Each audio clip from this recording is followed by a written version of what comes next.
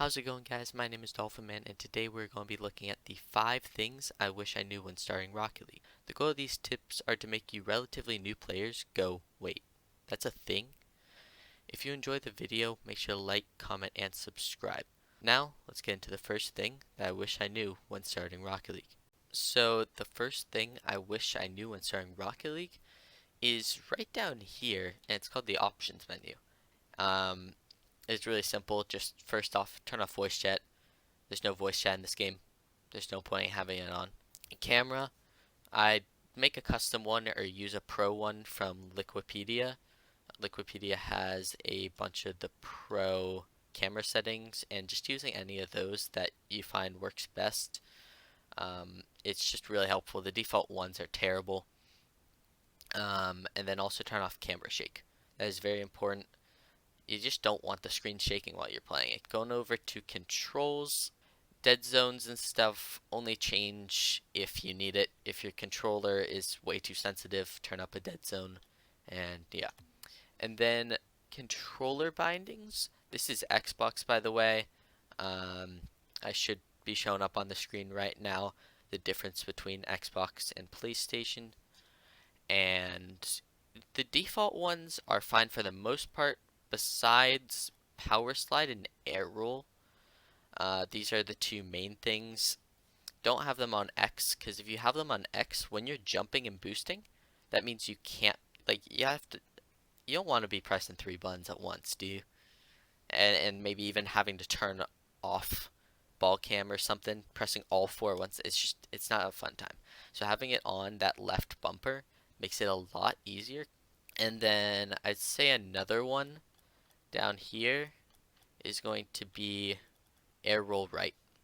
You can put air roll right or left. I just suggest having one of them for later on when you start doing more complex mechanics.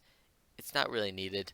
I'd suggest just getting these two down is very important. And by the way, air roll is something I'm actually going to be getting into later in the video, because it's something nobody uses at the start. Most people don't even know it exists. And the last thing is video. I'm pretty sure on console and stuff it turns on like all high quality, turns all this stuff on, even for computers and stuff. It's just turning all of these off besides transparent goalposts. You can have some on if you want. Depending on your computer, you can turn these up. I don't like it all high quality, because if I'm focusing on, say, lens flares or light shafts, it gets really difficult to see where the ball is sometimes. But yeah, I think that's about it for all the option menus. You can change up these if you didn't know. There's tons of things you can pick from. If you want, you can unbind what is saved completely. That's a really good idea. As you can see, we are on the field now. We're actually getting into the game. And no, don't move. Don't move. We have to talk about kickoffs, okay? So there are 4 kickoffs I'm going to be talking about here, and 2 of them are terrible, and you should only be doing them if you're just starting out at the game and you just need something to beat people who are literally just driving up to the ball and hitting it like that. Okay, so that's what the first 2 will be. Then we're going to get to 2 more difficult ones that you should definitely be learning if you want to just beat people to kickoffs. If they're just doing this, if they're just driving towards the ball, actually all 4 of them will beat your opponent, and I think each one after each other will beat the one before it. So basically, the first ones I'm talking about can easily be beaten by the last ones, okay? Whoever is using those last ones is just going to get a free goal every time. Especially if you're playing ones, where kickoffs really matter. They can just take the ball from you right off the bat and score a goal. Okay, so starting with this first kickoff, this is the most basic kickoff you can do. The most basic one you can do. And that's to just drive and boost. Already better than just driving like this, obviously.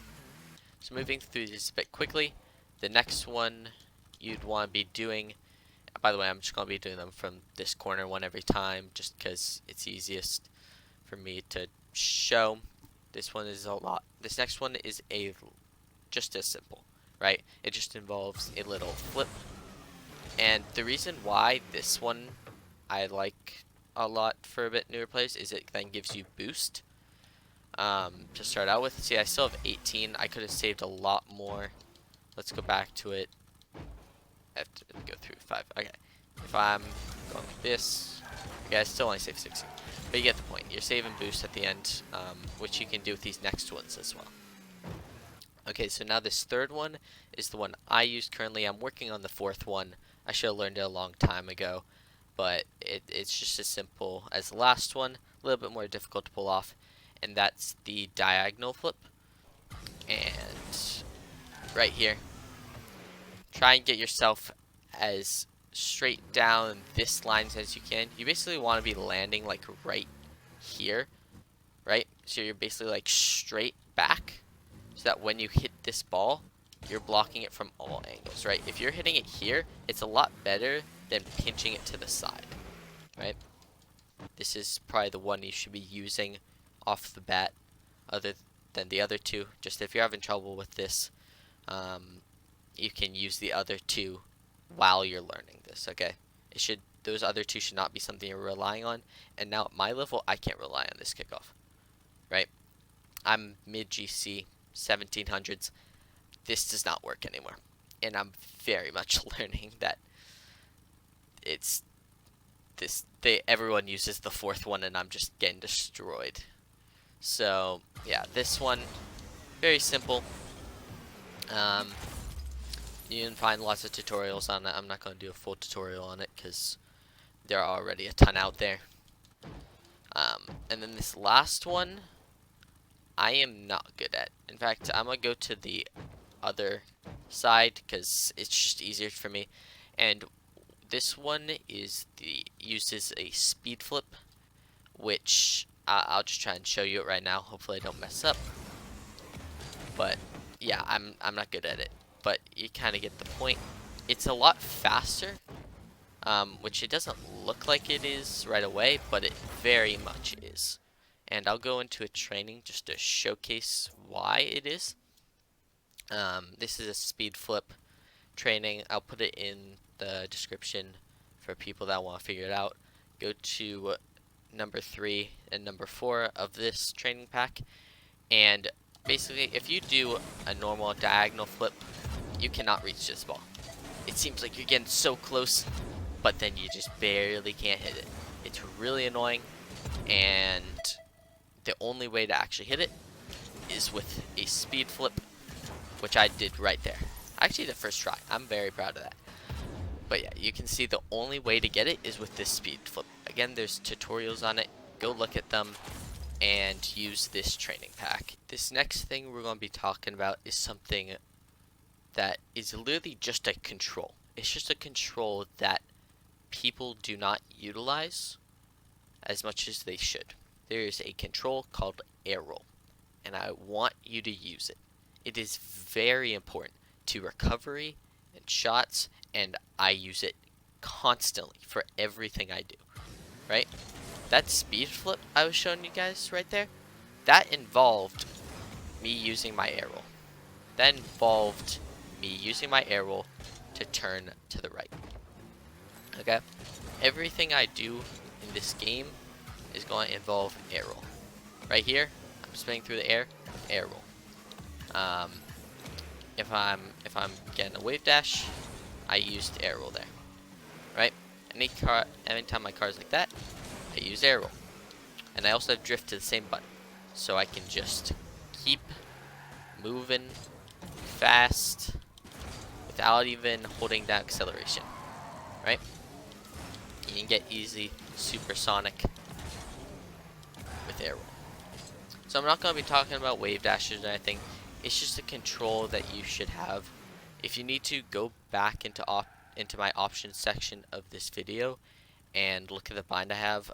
For Xbox controller, I have it both drift or I guess power slide and air roll as left bumper, And then for later on mechanics, it is good to have a on your right bumper a arrow right, or I guess you can do arrow left, and just mix up the buttons, but because eventually things like stalls, like I just did there, you can do with it. But yeah, it's a very important button that most people just don't know about, because may lower players will, you know, you guys will just go up for maybe an aerial or something, get turned around, and you don't know what to do. Well, if you use air roll, no matter where you are on the field, you can just spin, land on the ground wherever you want, and make a good recovery. And recoveries are very important in this game. Also, something quick I forgot to mention about air rolls is how they can be used in shots. I'd very much suggest looking at one of the tutorials by, say, Floop, Kevpert. They have both made really good videos on air roll shots, so go check them out. So these next two things I want to talk about are really important, as with all the other ones are, of course, but these ones will really help you start to win games pretty easily at the lower levels. The first thing we're going to be talking about is going to be boomers and just like powerful hits. Okay, so going into this custom training right here, we're going to be talking about powerful shots and also getting it high, right? So using that air roll I talked about before, you can get some really good power on the ball even without it. Just boom it. I'm actually not scoring right now. It's midnight. I'm tired, but I'm recording, so yeah. But as you can see, I can get it really high, and really powerful. And no one is going to be able to get to that, right? Most people are just going to go like, and miss, right? When trying to save the ball. But if you just like hit it, even just like a little bit of power, it's going to make a huge amount of difference. The next part of boomers and powerful hits doesn't have to do with shooting, but just getting it over people. So we're just going to go into let's just go into something everyone has, okay? The aerial all-star, okay? Just hitting it over their heads, it does so much damage. Because say they're right there, boom, over their head, and I thought it was in. Not gonna lie, I thought it was in. But yeah, it can be really deadly, especially if you follow this up. Even if they're in net, if you hit it off that backboard, who has a better chance at hitting that ball after it hits the backboard? The person farther away looking at the ball and just watching it bounce towards them, or the people directly under that ball that are trying to jump for it? This fifth and final thing I wish I knew about Rocket League when starting has to do with the map I'm on right now. This is going to be dribbling and flicks. In my opinion, getting this down early is a must. Dribbling and flicks are not only hard for people to defend, but they also improve your ground control tremendously. If you are on PC, I'd very much suggest the map I'm on, which is called Dribble 2 Overhaul from the Steam Workshop. Sadly, if you are on console, you will have to practice them in training. Dribbling will always be something that is a part of pro play, especially in 1s and 2s where you have more space, you will get tons of times to use them. In 3s, they will become a bit more difficult as players realize, wait, if there are 2 people on my team ready to defend, why don't I just challenge this dribbler now and make him mess up? That will start happening at around like Plat, Diamond, that they'll start just going at you when you try to make these flicks. So, and you don't have to worry about this right now, most likely, but I would work on especially getting more powerful flicks and working on those, because once they do start challenging you a lot quicker, you can get your dribble for like a millisecond and then shoot that ball across the field. To recap, here on screen are the 5 things I wish I knew about Rocket League when starting out.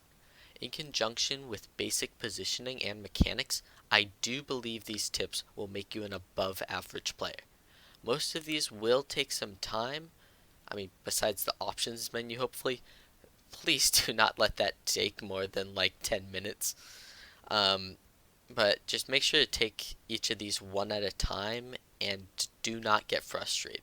These took everyone, including me, a decent amount of time to get down, and the stuff you see me doing in this video, I have over 1,900 hours in this game. I've spent a lot of time playing. So I know this stuff really well, and you can too if you just take the time and stay calm.